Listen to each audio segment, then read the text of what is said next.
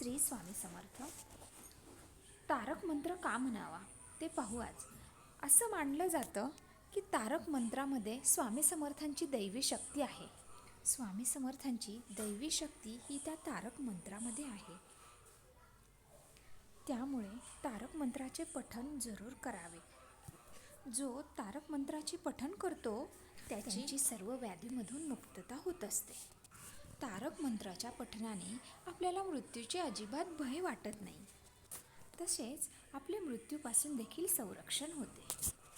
तसेच श्री स्वामी समर्थ महाराजांचा विश्वासही आपला वाढतो आणि आपली प्रत्येक संकटामधून मुक्तता होत असते.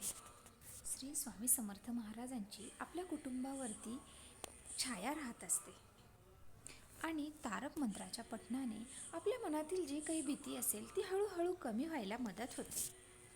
आपली जी काही अडलेली कामं आहेत तीही या तारक मंत्राच्या पठणाने पूर्णत्वास जातात आणि आपल्या ज्या काही मनोकामना असतील त्या देखील पूर्ण होण्यास मदत होते आणि आयुष्यात कुठल्याही गोष्टीची आपल्याला अजिबात कमी भासत नाही. त्यामुळे आपल्याला दिवसभरात केव्हाही वेळ भेटेल, सकाळी, संध्याकाळी, दुपारी, त्यावेळेस तारक मंत्राचं पठण जरूर करा.